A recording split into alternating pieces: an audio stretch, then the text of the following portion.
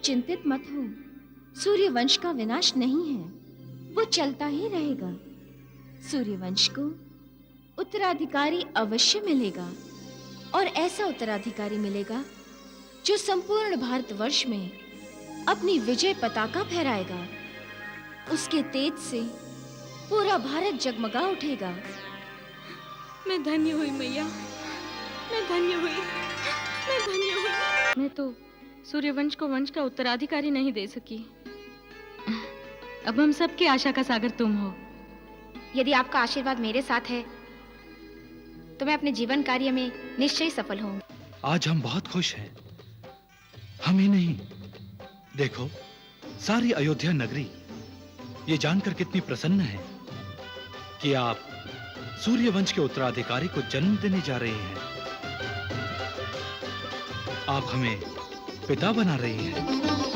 हम महारानी नंदिनी की जय, महाराज बाहु की जय, महारानी नंदिनी की जय। श्री विष्णु भगवान ने जिस सूर्यवंश का उल्लेख किया है, उस वंश में एक से एक बढ़कर प्रतापी राजा हुए हैं। सत्यवादी राजा हरिश्चंद्र इसी वंश में एक प्रतापी सम्राट हुए। इनकी 5वीं पीढ़ी में व्रत नाम के सम्राट ने सभी राजाओं को परास्त करके चक्रवर्ती सम्राट की उपाधि ग्रहण की, और अब तीनों लोकों में अपनी कीर्ति यश फैलाने की कामना से अपने पुत्र बाहुक और पुत्रवधू नंदिनी के साथ अश्वमेध यज्ञ कर रहे हैं।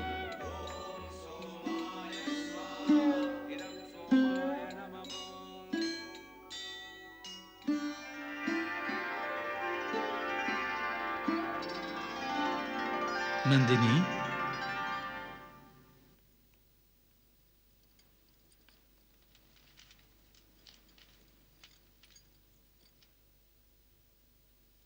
क्या कर रही हो नंदिनी? प्रार्थना कर रही हूं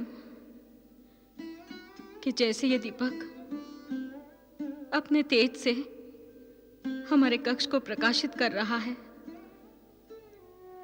वैसे ही कोई दीपक हमारे कुल में फैले, निराशा के अंधकार को अपने तेज से दूर करके हमारे कुल को प्रकाशित करे।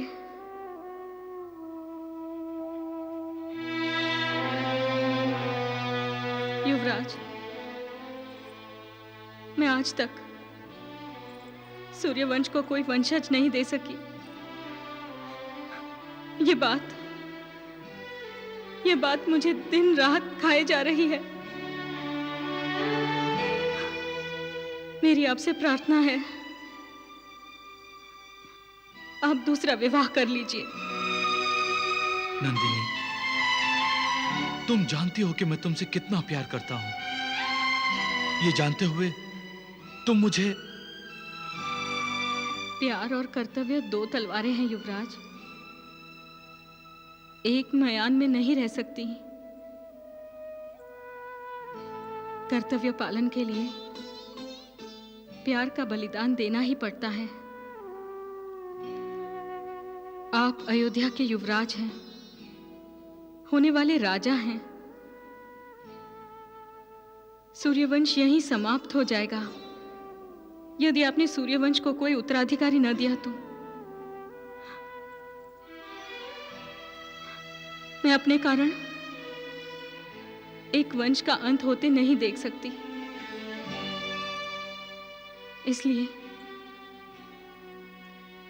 इसलिए मेरी भावनाओं का ध्यान रखते हुए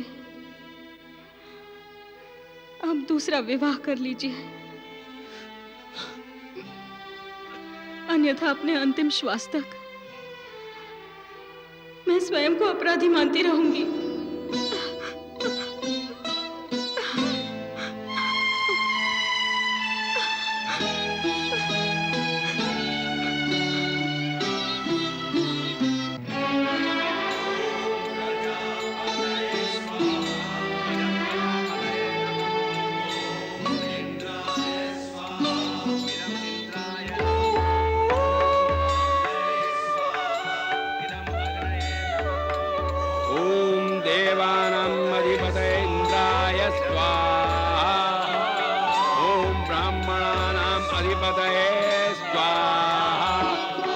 सृष्टिकारकाणाम अधिपतये स्वाहा।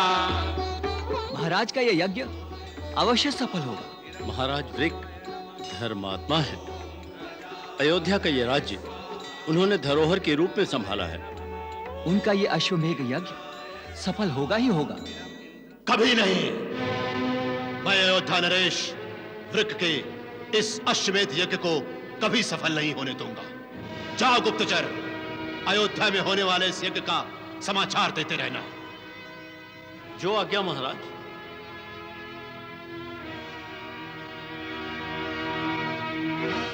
क्षमा कीजिए महाराज, यज्ञ असफल करना राक्षसी कार्य है, मानवीय नहीं। महामंत्री, ये यज्ञ नहीं, ये अश्वमेध यज्ञ है। इस यज्ञ के सफल हो जाने का अर्थ है महाराजा वृक का पृथ्वीपति बन जाना। तो क्या हम उनका विरोध करेंगे, उनसे शत्रुता लेंगे? महाराज की जय हो। अयोध्या नरेश सामर्थ्यशाली है, अजय है। सेनापति, अयोध्या नरेश को सामर्थ्यवान कहकर तुमने अपने आप का, अपनी सेना का, अपने महाराज का सामर्थ्य और बाहुबल का अपमान किया है। इस अश्वमेध यज्ञ को सफल हो जाने देने का अर्थ है महाराज वृक के स्वामित्व को स्वीकार करना, उसकी अधीनता को स्वीकार करना। और शक्तिसेन का बाहुबल, शौर्य, पराक्रम किसी का दास नहीं बनेगा। शक्तिसेन वीर है, योद्धा है। महाराज, मेरी तुच्छ राय में किसी के अश्वमेध यज्ञ का विरोध पाप है, और उस यज्ञ में सम्मिलित होकर आप यज्ञ द्वारा अर्जित पुण्य के भागी बन सकते हैं। नहीं चाहिए ऐसा पुण्य। जब मेरी तलवार शत्रु पर चलती है और विजय प्राप्त करती है, तो मैं स्वयं ही ऐसे पुण्य का अधिकारी बन जाता हूं। महाराज वृक के इस यज्ञ में सम्मिलित होने का अर्थ है महाराज की शरण में जाना, और यह मेरे लिए पाप है। मैं ऐसा कभी नहीं होने दूंगा। मैं महाराज वृक के अश्वमेध यज्ञ को कभी सफल नहीं होने दूंगा, नहीं होने दूंगा। नारायण नारायण नारायण। मैया, आप ही ने कहा था ना कि पृथ्वी लोक पर जो मानव निर्माण होगा वो सुर और असुर इन दोनों का मिश्रण होगा। हाँ देवर्षि, आपने सत्य ही कहा था मैया। ऐसा प्रतीत हो रहा है कि राजा शक्तिसेन हिरण्याक्ष, हिरण्यकश्यप और तारकासुर जैसे असुरों का मानवीय रूप है। मैया, तभी तो राजा शक्तिसेन अश्वमेध यज्ञ जैसे पवित्र यज्ञ का विरोध करने जा रहा है। यही मानवीय प्रवृत्ति है देवर्षि, जिसमें सारे विकार सम्माहित होते हैं, और जो इन शत्रुओं अर्थात विकारों पर विजय प्राप्त कर लेता है, उससे ही परमात्मा की प्राप्ति होती है। और जो इन विकारों के अधीन होता है, दास बन जाता है, वो मुक्ति से दूर जन्म जन्मांतर के चक्र में भटकता रहता है। शक्तिसेन इस समय महत्वाकांक्षा के रथ पर आरूढ़ होकर अहंकार रूपी तलवार लिए अयोध्या नरेश वृक के अश्वमेध यज्ञ का विरोध करना चाहता है। देवर्षि, आपने तो देखा ही है, भार्गव शुक्राचार्य के विरोध करने के बाद भी असुर लोक का विकास हुआ। उसी प्रकार पृथ्वी लोक का भी विकास होगा, और हर अच्छे कार्य के लिए विरोध होना ये तो स्वाभाविक है। ओ भूर्भुवः स्वः तत्सवितुर्वरेण्यं भर्गो देवस्य धीमहि धियो यो न प्रचोदयात्। स्वाहा।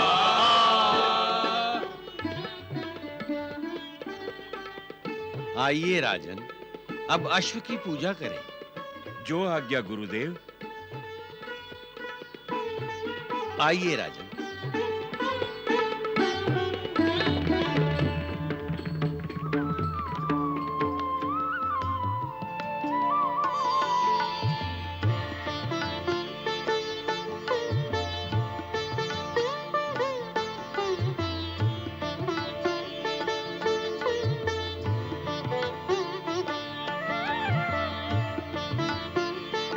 महाराज, आप अश्व की पूजा कीजिए। जो आज्ञा गुरुदेव।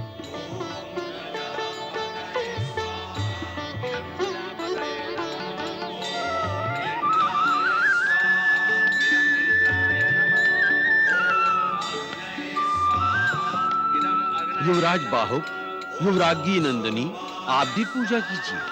जो आज्ञा गुरुदेव।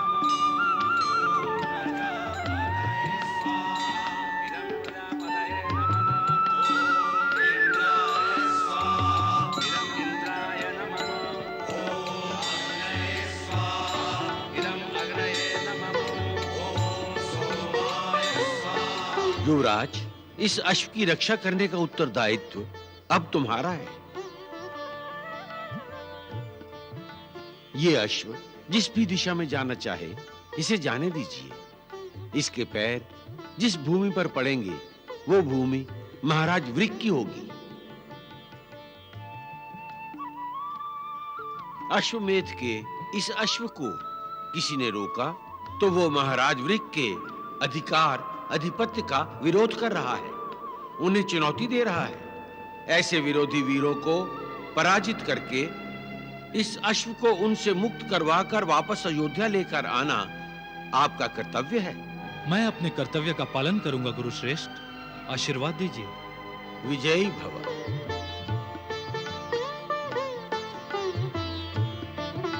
आशीर्वाद दीजिए पिताश्री।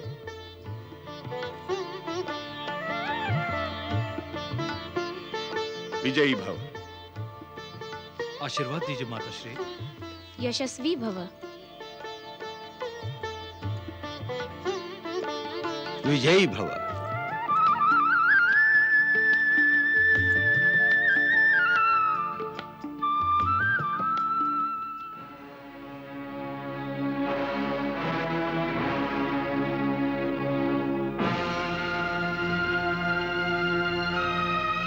ये तलवार अयोध्या का सम्मान है युवराज।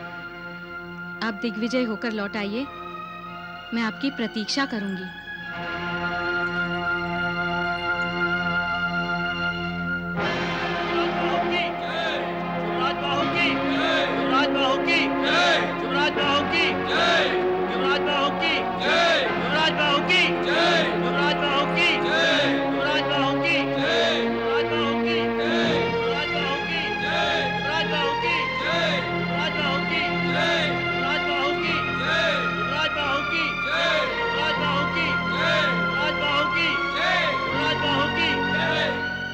नारायण नारायण नारायण।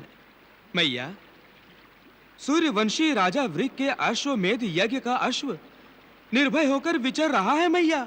ये मेरे पृथ्वी लोक पर होने वाले अवतरण का प्रथम चरण है देवर्षि।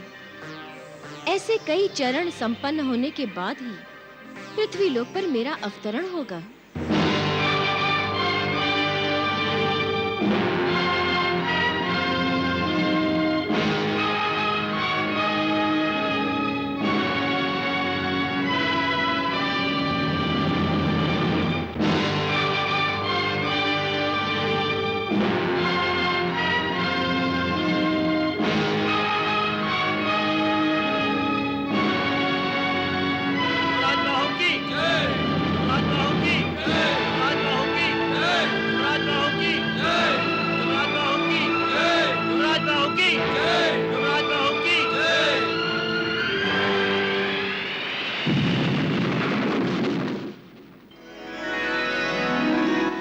राजकुमारी वाह।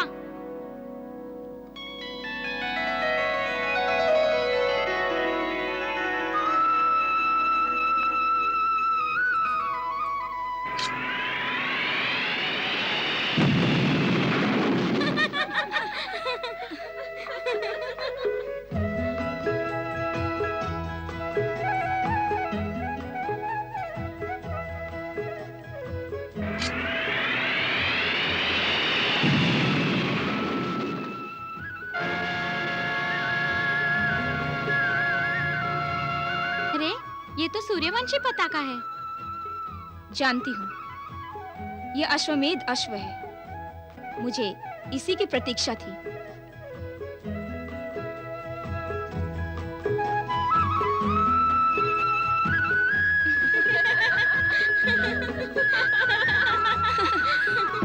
वो देखो, आए लड़की, वो अश्व हमें वापस कर दो। ये अश्व अश्वमेध का है, हमें लौटा दो।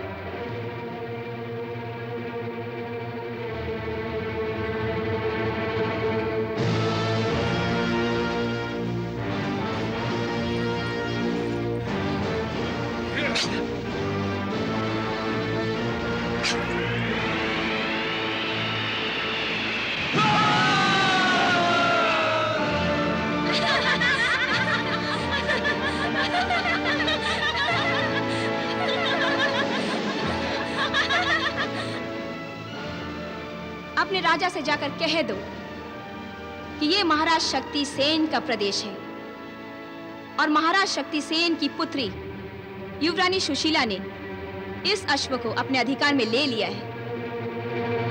यदि मयान में तलवार है और तुनीन में बाण, तो इस अश्व को आकर मुक्त करा ले।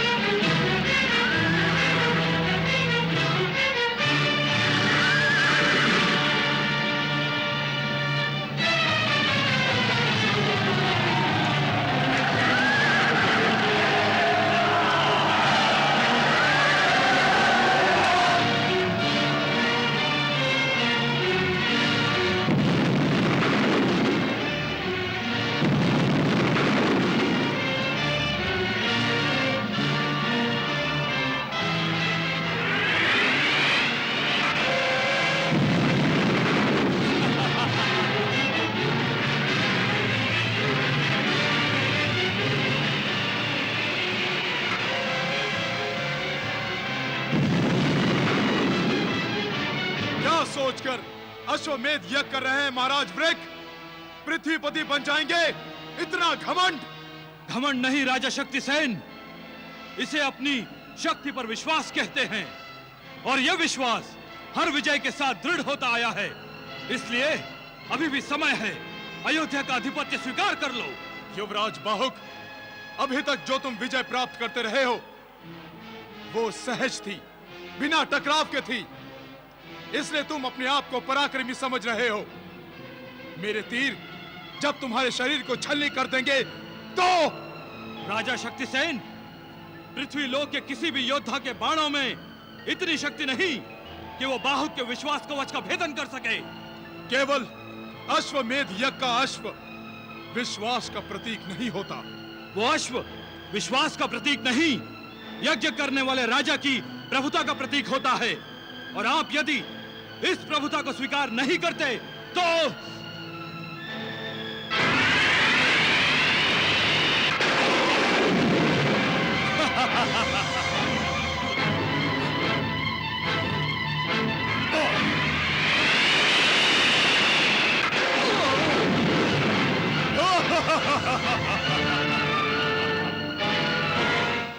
युवराज बाहुक, जिस सूर्य वंश की वीरता के नाम पे महाराज वृक अश्वमेध यज्ञ करने जा रहे हैं, वो वीरता महाराज इक्ष्वाकु, महाराज पुरंजय और महाराज मानधाता की जीवन लीला के साथ समाप्त हो गई। अब युद्ध करना तुम्हारे बस की बात नहीं। युद्ध के नाम पर अपनी खोखली शक्ति का प्रदर्शन मत करो, अपनी हंसी मत उड़ाओ। सावधान, मैं आपको अब सूर्यवंश की वीरता का परिचय देने जा रहा हूं।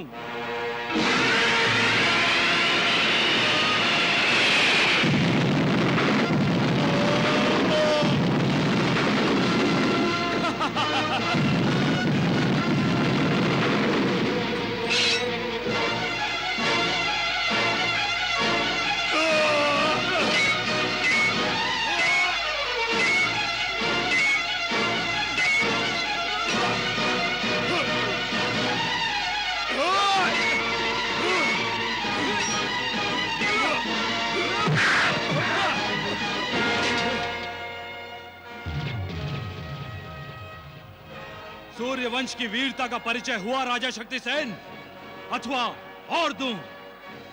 आप महावीर हैं, आप मुझे क्षमा कर दीजिए। मैं आपकी शरण में आया हूं। शरणागत को अभय दान देना सूर्यवंश की रीति है। राजा शक्तिसेन, उठिए, अपनी नगरी जाइए और जाकर अश्वमेध के अश्व को मुक्त कीजिए। जाने से पहले मेरा एक निवेदन स्वीकार करेंगे युवराज? कहिए। युवराज बाहुक, हर एक पिता को अपनी पुत्री के लिए एक अच्छे दामाद की इच्छा होती है।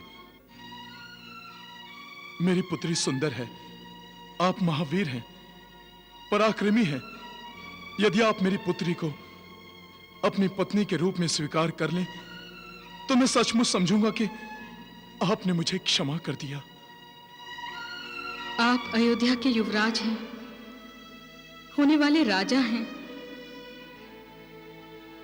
सूर्यवंश यहीं समाप्त हो जाएगा यदि आपने सूर्यवंश को कोई उत्तराधिकारी न दिया तो। मैं अपने कारण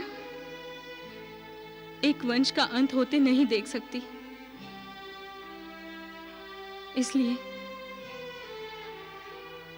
इसलिए मेरी भावनाओं का ध्यान रखते हुए आप दूसरा विवाह कर लीजिए,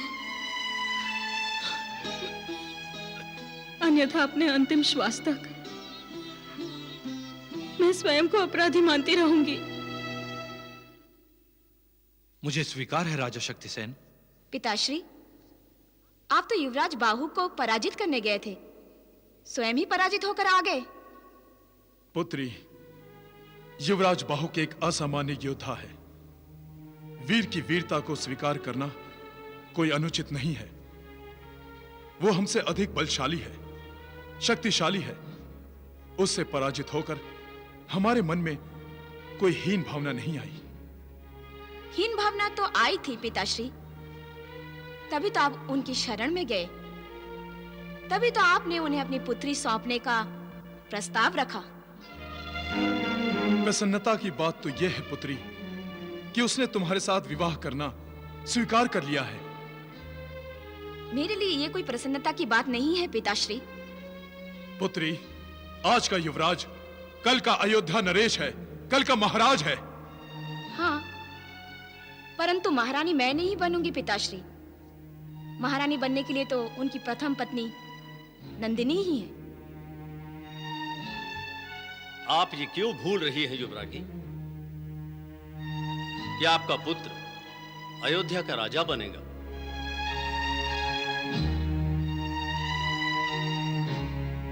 आप कहना क्या चाहते हैं महामंत्री? युवरानी, युवराज बाहु को प्रथम पत्नी नंदिनी से कोई संतान नहीं है और ना ही संतान की कोई आशा है। इसीलिए 100% संभावना है कि आपकी संतान ही अयोध्या नरेश बने। इस संभावना के पीछे छिपी आपकी भावना मेरी समझ में आ गई है महामंत्री। मैं युवराज बाहुक से विवाह करूंगी।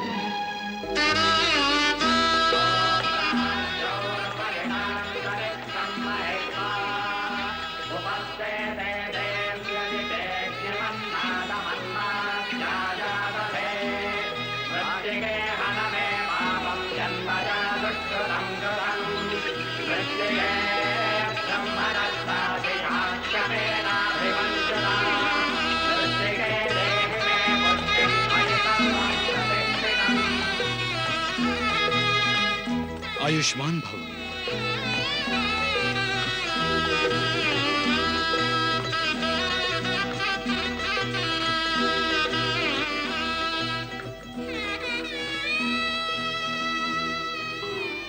पुत्रवती भव। सुशीला, ये मेरी रानी है, युवरागी नंदिनी। आप मेरी बड़ी दीदी हैं।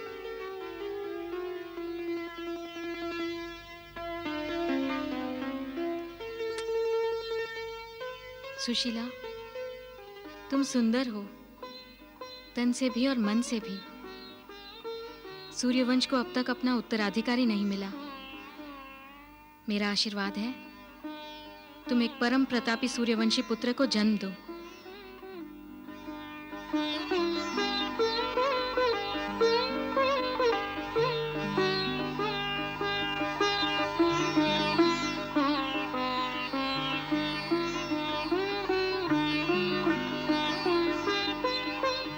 मेरा आशीर्वाद सदा तुम्हारे साथ रहेगा।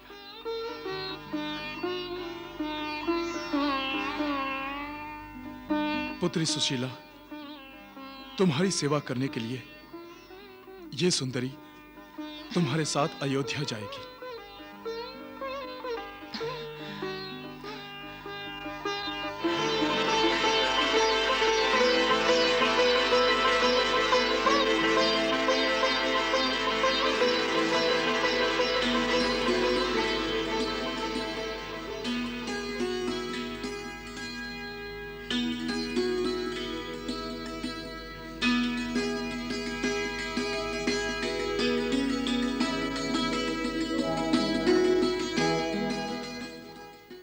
सुशीला,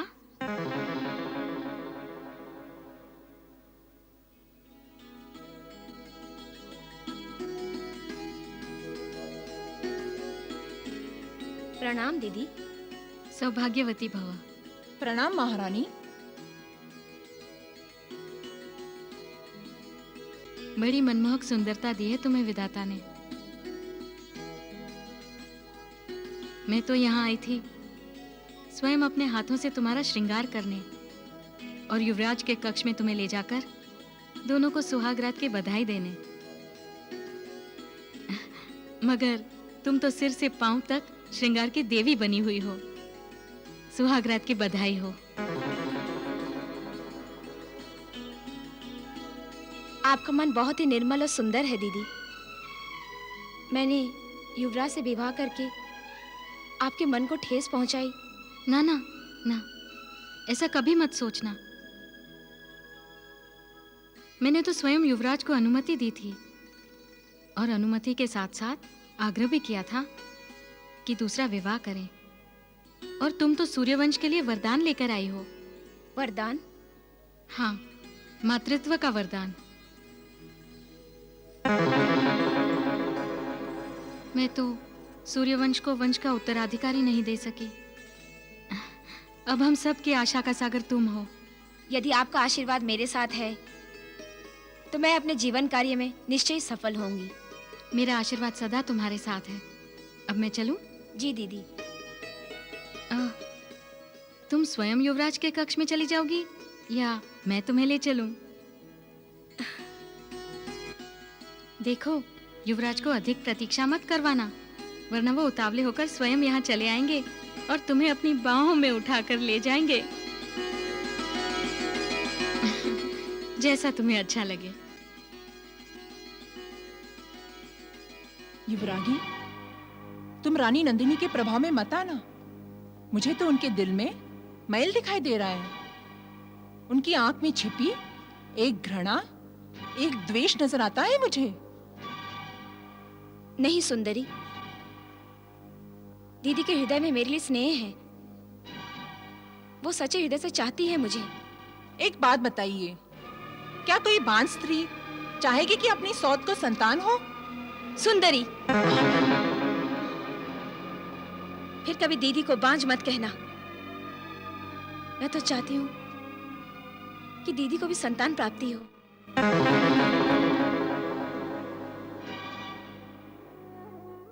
हे पतित पावनी गंगा मैया, हे सर्वलोक उद्धारक, हे करुणामयी मैया, मेरी आराधना, मेरी पूजा का फल कब मुझे मिलेगा? कब हम पर कृपा करेंगे? दर्शन दे माँ, दर्शन दे, दर्शन दे।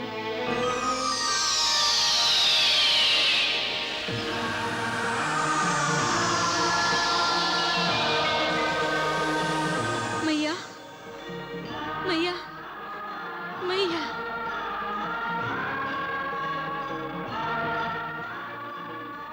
तुम्हारा कल्याण हो पुत्री। मैया, मुझे अपना नहीं, सूर्यवंश का कल्याण चाहिए। उसी के कल्याण में मेरा कल्याण निहित है मैया। तुम्हारा हृदय बड़ा उदार है पुत्री। जो दूसरों का भला सोचते हैं वो परोपकारी सराहनीय है। मैं तुम्हारे स्वच्छ मन की परहित भावना से प्रसन्न हूं। कहो, क्यों बुलाया तुमने मुझे? मैया, आप तो जानती हैं, सूर्यवंश चलता रहे, यही सोचकर मैंने अपने पति युवराज बाहुक को दूसरा विवाह करने की अनुमति दी थी। आज वो विवाह संपन्न हुआ।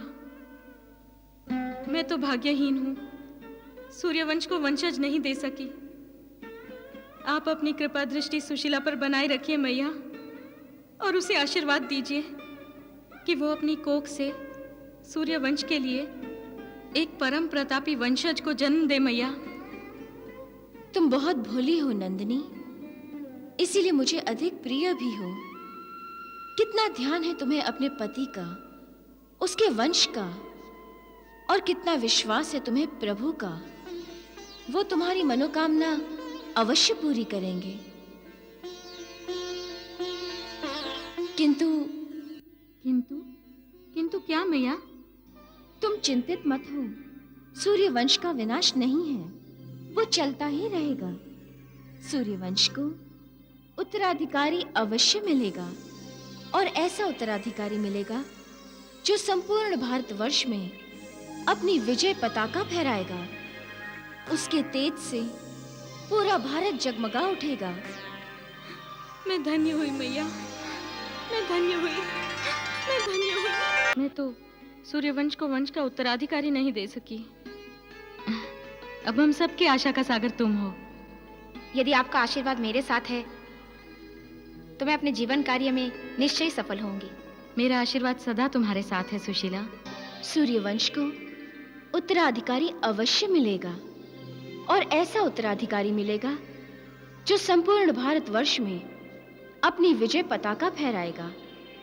उसके तेज से पूरा भारत जगमगा उठेगा।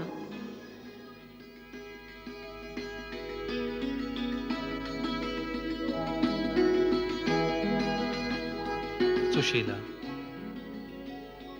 ये मेरा सद्भाग्य था जो तुम्हारे पिता ने अयोध्या पर आक्रमण किया और विजय के रूप में हमें तुम मिली। लेकिन आज तुम्हें पाकर ऐसा लग रहा है कि महाराज शक्तिसेन युद्ध हार कर भी जीत गए, और हम युद्ध जीत कर भी हार गए। आप युद्ध जीतकर भी हार गए स्वामी, और इसके पश्चात भी हारते ही रहेंगे। हमें स्वीकार है।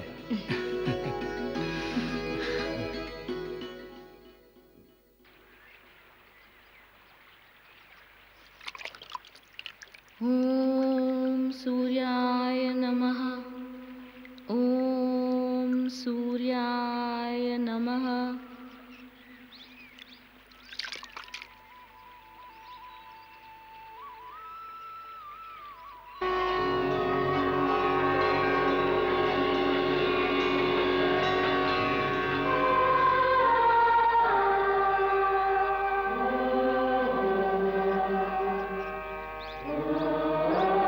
साक्षात सूर्यदेव, आप? प्रणाम।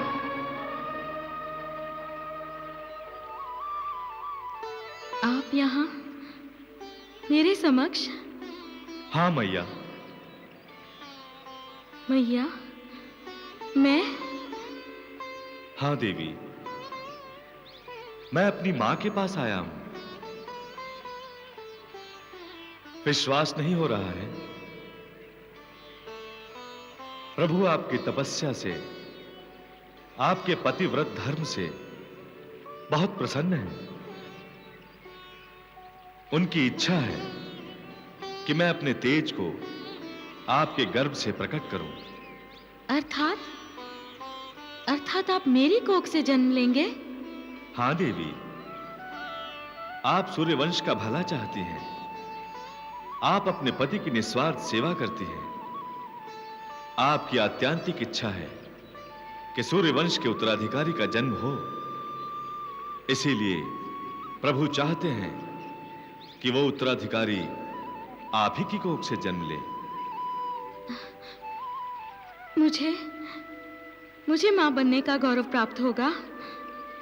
मैं मां बनूंगी। मैं मां बनूंगी। मैं मां बनूंगी।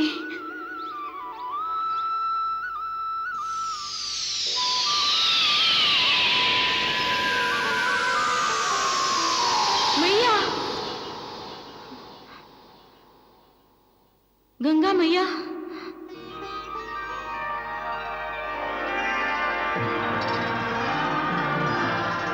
मैया, मैं तुम्हारे पास ही हूं नंदिनी।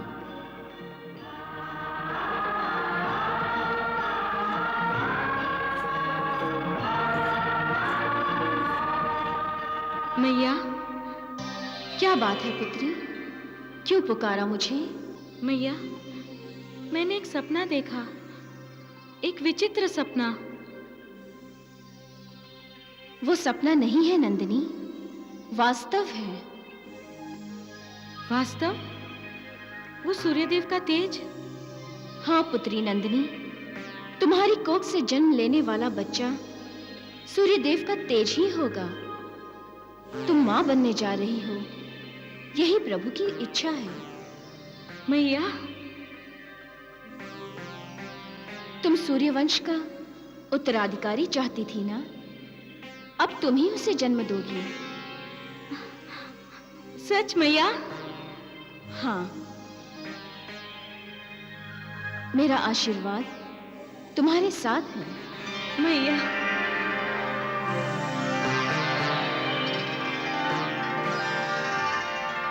युवराज्ञी, आज हम बहुत खुश हैं। हम ही नहीं, देखो सारी अयोध्या नगरी ये जानकर कितनी प्रसन्न है कि आप सूर्यवंश के उत्तराधिकारी को जन्म देने जा रहे हैं। आप हमें पिता बना रही हैं। हम धन्य हुए।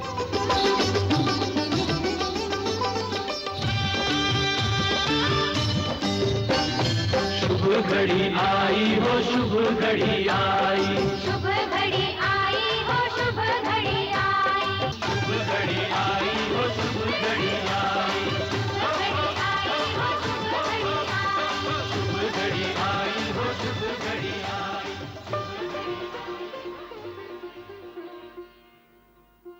बहुत बहुत बधाई हो दीदी। ये सब तुम्हारे शुभ चरणों का फल है सुशीला। तुमने अयोध्या में पग रखा और शुभ घटित हुआ, जिसके लिए हम सालों तक प्रतीक्षा करते रहे, वो समाचार हमें तत्काल मिल गया।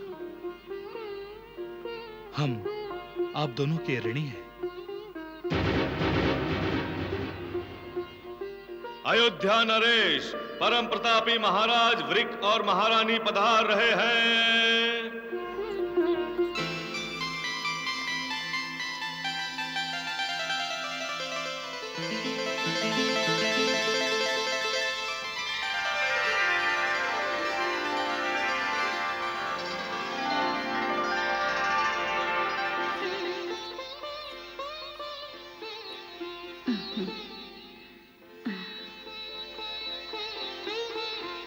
बहुत देर के बाद हमें एक शुभ समाचार सुनने को मिला है। तुमने तो महाराज की सारी चिंताएं दूर कर दी। हम बहुत प्रसन्न हैं बहू रानी।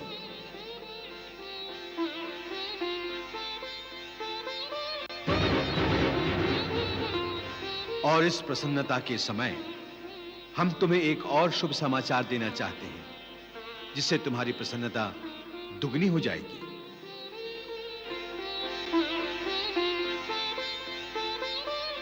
मैंने ये निर्णय लिया है कि बाहुक को पिता बनने से पहले ही अयोध्या का राजा बना देंगे। पिताश्री,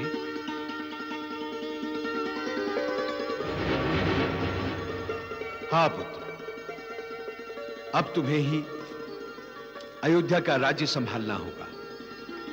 शीघ्र ही तुम्हारा राज्याभिषेक होगा।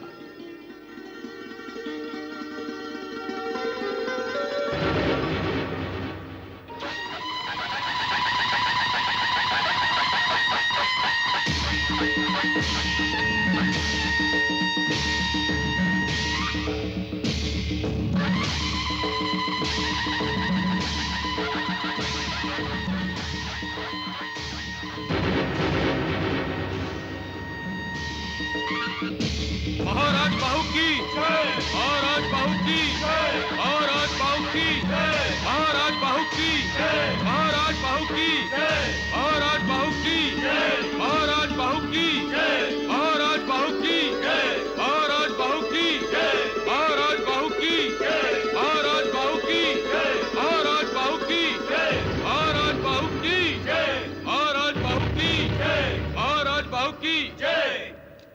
पिताश्री, आशीर्वाद दीजिए। लोक कल्याणकारी राजा बनो, प्रजा का पुत्रवत पालन करो, सदैव धर्म की पताका लहराओ। पुत्र, अब राज्य व्यवस्था तुम्हें ही संभालनी है। मुझे राज्य कार्य से निवृत्ति दो। मैं तपोवन जाकर तप साधना करना चाहता हूं। पिताश्री, जैसा आप उचित समझें करें।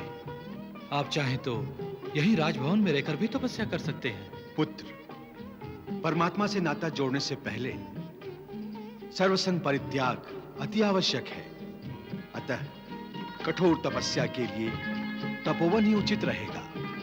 जैसे आपकी इच्छा।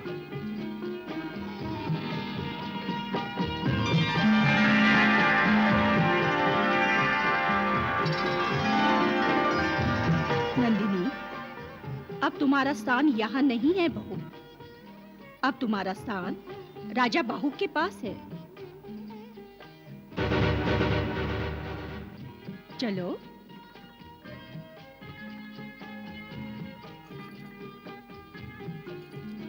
चलो।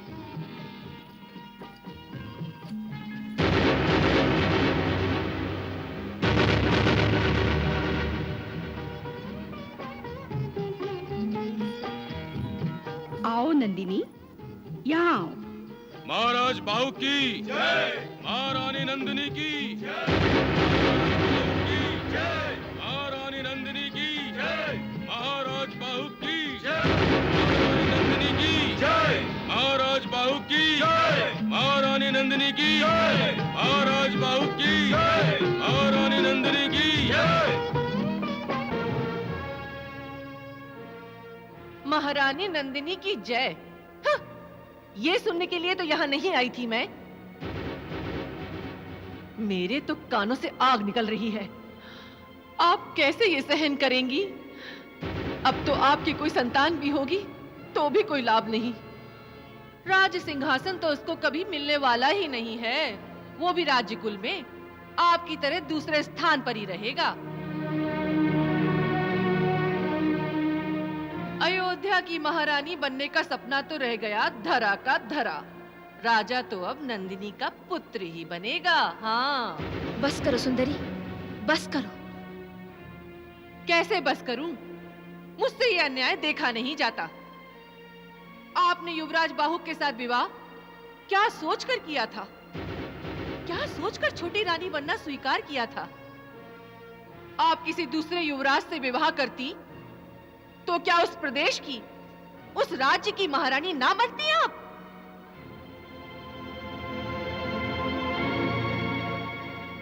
युवरागी सुशीला, रानी नंदिनी ने कहा था ना, सूर्य वंश का उत्तराधिकारी आप देंगी, अर्थात आपका पुत्र राजा बनेगा। परंतु अब बड़ी प्रसन्न होकर कहती थी आप, नंदिनी दीदी के दिल में आपके लिए बहुत स्नेह है। आपका युवराज के साथ विवाह उनकी मर्जी से हुआ है। आपको अयोध्या की महारानी बनते देखकर वो बहुत खुश होंगी। क्या खुश हो रही हैं वो? स्वयं बनेंगी उत्तराधिकारी की मां और आपको बनाएंगी अपनी दासी। नहीं सुंदरी, उससे पहले मैं आत्महत्या कर लूंगी। आत्महत्या नहीं युवरागी, हत्या। हत्या? हाँ, नंदिनी की हत्या, नंदिनी के गर्भ की हत्या। नहीं। युवरागी सुशीला, एक बार गंतव्य निश्चित करने के उपरांत जीवन का ध्येय उस गंतव्य को पाना होता है, वहां तक पहुंचना होता है, चाहे रास्ता कोई भी हो। आपको अयोध्या की महारानी बनना है कि नहीं?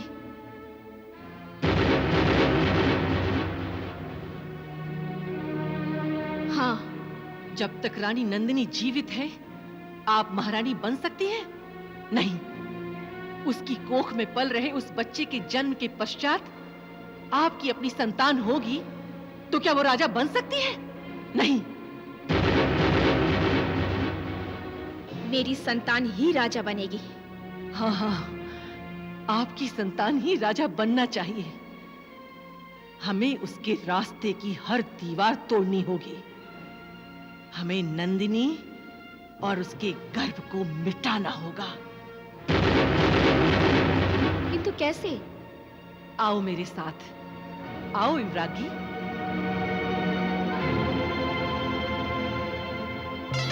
नारायण नारायण।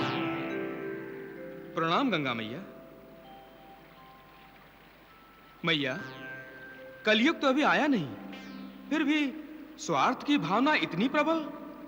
देवर्षि, मनुष्य की रचना ही विरोधी आभासों से की गई है, जैसे स्वार्थ, निस्वार्थ, मोह, निर्मोह, अर्थ, परमार्थ।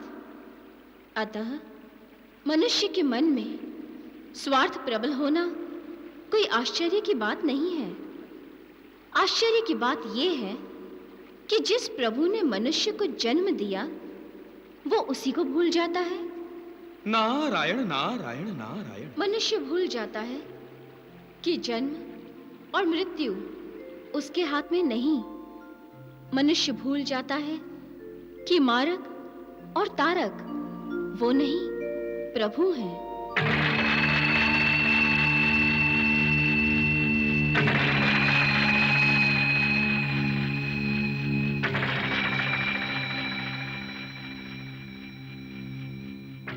ये क्या है सुंदरी? महारानी नंदिनी की मृत्यु। मृत्यु? हाँ, देखो।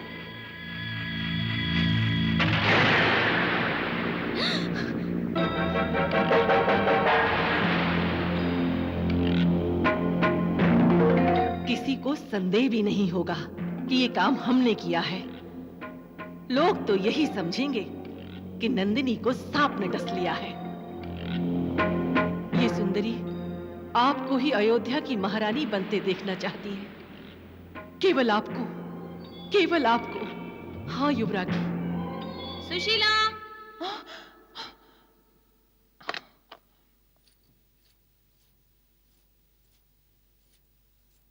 सुशीला, कहाँ हो तुम?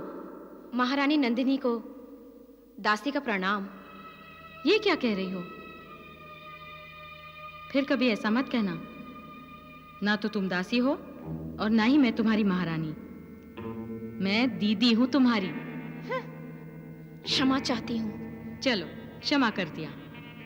परंतु यदि तुमने महाराज के कक्ष में जाने में देरी की तो महाराज बाहुक तुम्हें कभी क्षमा नहीं करेंगे।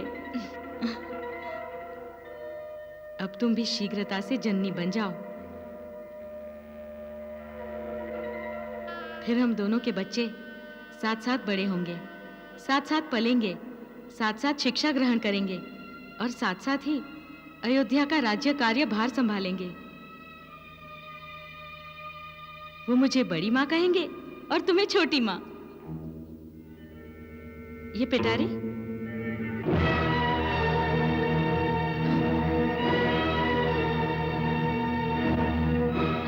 इस भवन की तो नहीं, अवश्य ही तुम्हारे मायके से आई होगी, है ना?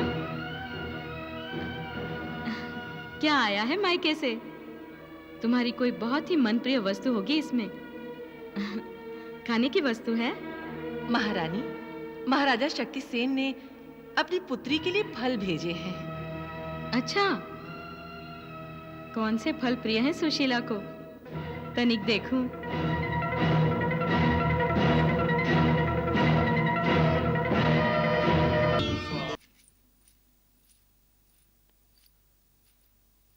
सुशीला, कहाँ हो तुम? महारानी नंदिनी को दासी का प्रणाम। ये क्या कह रही हो? फिर कभी ऐसा मत कहना। ना तो तुम दासी हो और ना ही मैं तुम्हारी महारानी। मैं दीदी हूं तुम्हारी। ये पिटारी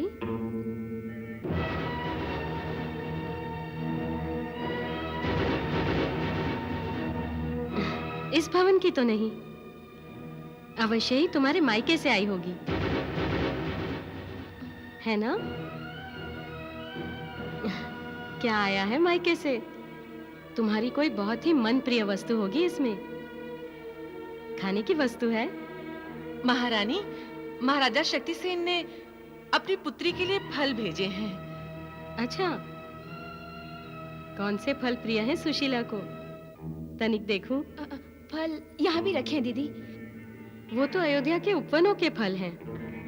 मैं तुम्हारे मायके के फल खाना चाहती हूँ।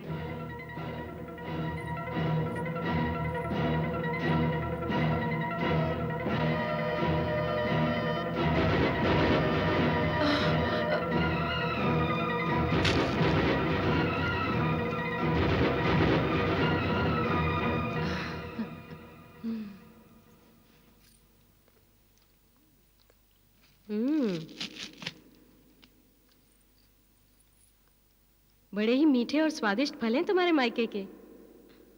ऐसी 100 पिटारी हमारे लिए भी मंगवा दो। अवश्य। एक बात कहूं, महाराज को भी इन फलों का स्वाद चखने दो। उन्हें भी तो पता चले, जिस नगरी के फल इतने मीठे हैं, उस नगरी की राजकुमारी कितनी। दीदी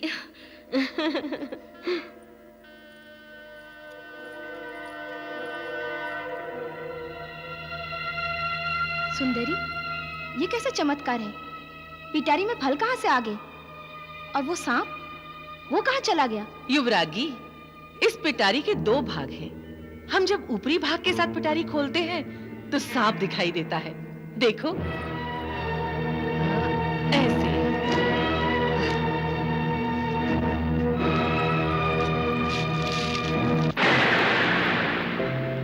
सूर्य वंश की परंपरा सदा चलती रहे, यही प्रभु की इच्छा है। सुशीला और सुंदरी कितने ही सर पाल लें, किंतु सूर्य वंश की परंपरा खंडित नहीं होगी।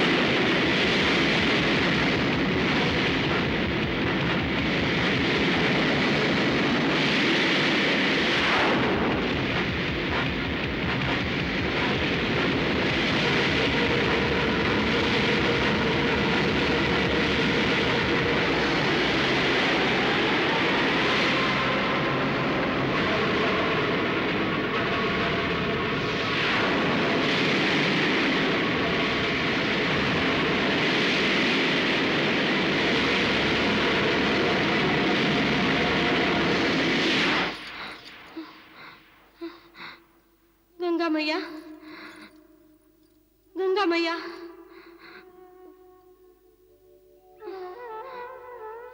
मैया, गंगा मैया, ये सब क्या है?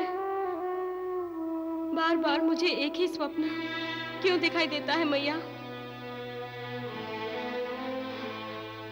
मुझे भय लग रहा है मैया। मैं आपके शरण में आई हूँ मैया। मुझे इस स्वप्न का अर्थ बता दीजिए मैया। मैं आपके शरण में आई हूँ मैया। मैया,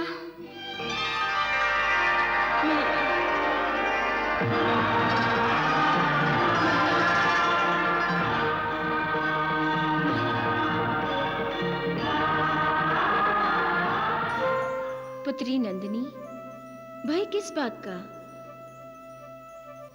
परमेश्वर के दर्शन होने पर तो भय मुक्त होना चाहिए, भयग्रस्त नहीं। भोलेनाथ नीलकंठ का तुम्हें बार बार दर्शन देने का अर्थ है कि वो तुम्हें दिशा संकेत दे रहे हैं। संकेत? किस बात का मैया?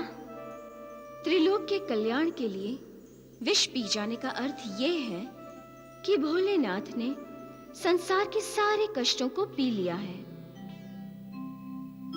पुत्री, तुम्हारी होने वाली संतान और उसके बाद की पीढ़ी भगवान शिव शंकर के आदर्श को सामने रखेंगे और भूलोक वासियों के सारे कष्टों को पी जाएंगे।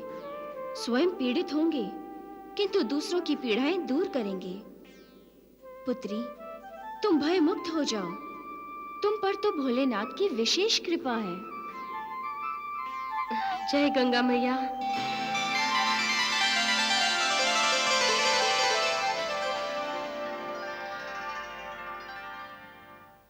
मैया,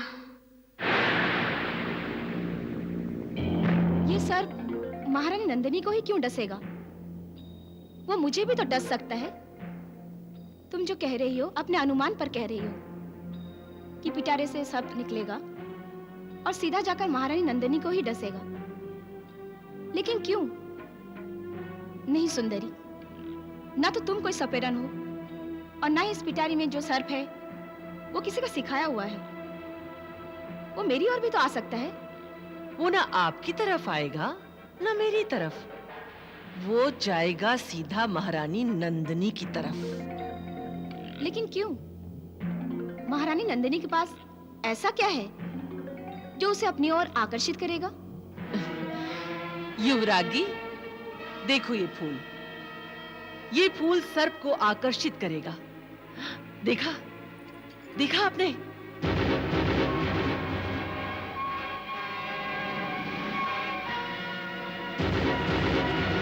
इस फूल की सुगंध से ये सर्प कैसे बेचैन हो रहा है।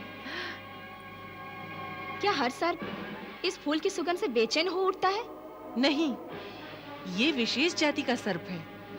इस फूल की सुगंध इसे मोहित करती है। तो क्या महारानी नंदिनी के पास ये फूल होगा? नहीं, आप उन्हें ये फूल भेंट करेंगी।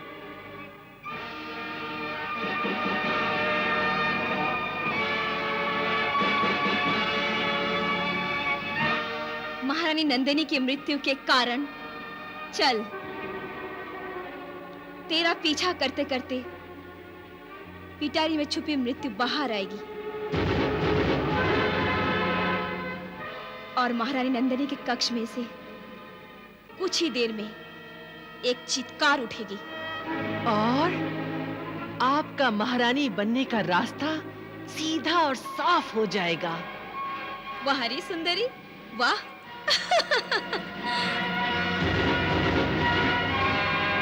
बेचारी महारानी नंदिनी।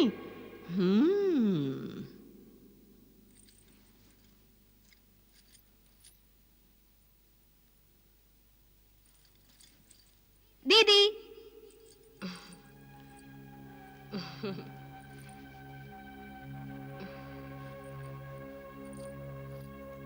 आओ सुशीला, बड़ी लंबी आयु है तुम्हारी। मैं ये फूलों की माला बनाते समय अभी तुम्हारा ही ध्यान कर रही थी। क्यों मेरा इतना ध्यान करती हो दीदी? तुम मुझे स्नेह से क्यों दीदी कहती हो? दीदी हूँ तो ध्यान तो रखूंगी ही ना अपने से छोटी का। ये ले, महाराज के पास जाने से पूर्व श्रृंगार करते समय ये माला अपने बालों में अवश्य लगाना। महाराज प्रसन्न होंगे।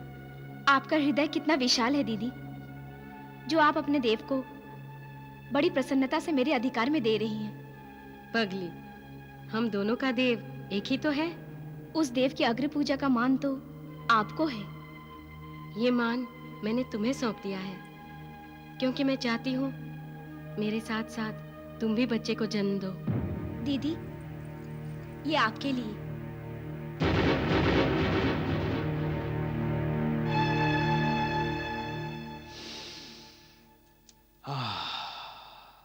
वाह, क्या सुगंध है। धन्यवाद रानी सुशीला। क्षमा कीजिए महाराज, परंतु ये फूल मैंने महारानी को भेंट किया है। तो क्या महारानी की इस भेंट को हम नहीं रख सकते? हाँ हाँ, क्यों नहीं। आप चाहते हैं तो आप रख लें। किंतु महाराज, ये फूल महारानी के सौंदर्य पर अधिक खिलेगा। सुशीला, सौंदर्य पराक्रमी पुरुष पर मोहित होता है। हाँ दीदी, पराक्रमी पुरुष भी तो सौंदर्य की ओर ही आकर्षित होता है। सुशीला ने ठीक कहा। ये सौंदर्य का आकर्षण ही तो है जो सर्प इस फूल की सुगंध लेते ही इसकी ओर खींचे चले आते हैं। सर, ऐ सुगंधित फूल, हम जानते हैं कि तू अपने साथ एक सर्प भी यहाँ लाया है, और हम ये भी जानते हैं कि वो सर्प हमें डसने वाला है।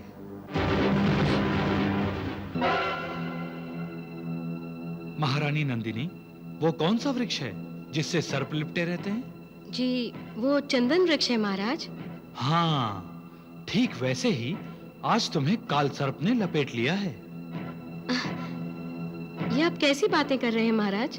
क्यों, तुम नहीं जानती? नहीं तो? ओह, तो सुशीला के मन में पाप है। महाराज, क्यों, मैं झूठ कह रहा हूं? नहीं सुशीला रानी, बड़ी रानी के साथ ऐसा खेल मत खेलो। कैसा खेल?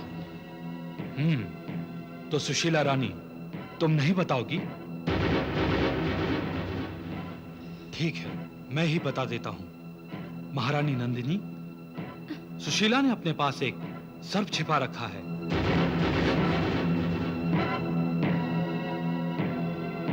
मैं दिखाऊं?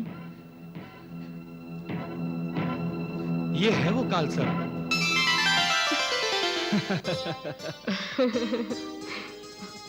यही वो काल सर्प है जो हमारी प्रिया को लिपटा रहता है और डसता रहता है। हमें इस काल सर्प से ईर्ष्या है। महारानी, यदि ये फूल रानी सुशीला की वेणी की शोभा बढ़ाए तो तुम्हें कोई आपत्ति है? नहीं नहीं महाराज, आप अपने हाथों से इसे सुशीला की वेणी में लगा दीजिए। नहीं नहीं दीदी, ये फूल मैं आपके लिए लाई हूँ, इसे आप ही स्वीकार करेंगी। महारानी, आप हमारी प्रिया को नाराज मत कीजिए। महाराज, हम भी आपकी रानी को नाराज करना नहीं चाहते।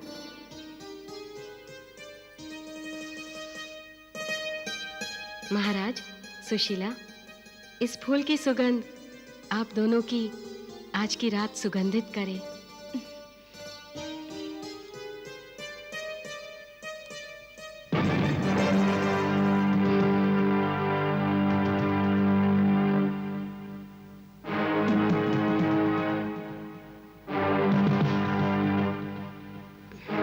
सुशीला की कुटिलता देखी प्रभु। फूल नंदिनी की वेणी में है और सांप सुशीला की पिटारी में, और आपने सूर्यदेव को ये कहकर निश्चिंत कर दिया कि पृथ्वीलोक पर सूर्य वंश सदा चलता रहेगा। आप भी भ्रमित हो गई देवी। भूल गई आप कि नियति दूसरों का बुरा चाहने वालों का भला कभी नहीं करती। जो जैसा कर्म करता है, नियति वैसा ही फल उसे देती है। मनुष्य स्वयं अपना भाग्य विधाता है। वो स्वयं स्वर्गाधिपति बन सकता है, परम धाम को प्राप्त कर सकता है, अथवा नरक का भागी बन सकता है। होनी को अनहोनी में कोई नहीं बदल सकता। ये तो आप भी जानती हैं देवी। आपका अवतरण सूर्य वंशियों के कारण ही पृथ्वी लोक पर होने वाला है, ये भी आप जानती हैं। फिर शंका कैसी? कर्म का कर्म फल तो मनुष्य को मिलेगा ही। तो क्या सुशीला को भी उसके कर्म का फल मिलेगा? अवश्य देवी। आपका मन केवल इसलिए व्याकुल है कि आप पृथ्वी लोक वासियों का उद्धार करने वाली हैं, किंतु होनी को अपना काम करने दीजिए, तब तक प्रतीक्षा कीजिए।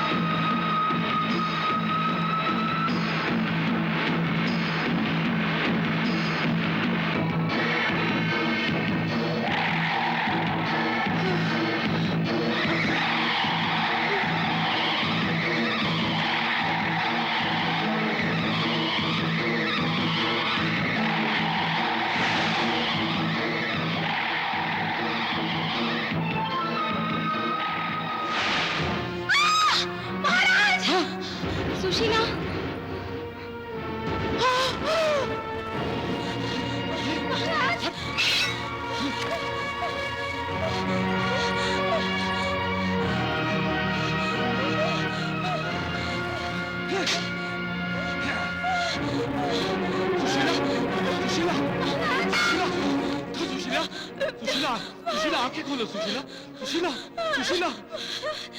महाराज, महाराज। सुशीला आंखें खोलो सुशीला, तुम्हें कुछ नहीं होगा सुशीला, सुशीला। मुझे बचा, कुछ नहीं होगा, कुछ नहीं होगा तुम्हें। रुको, प्रतिहारी, प्रतिहारी।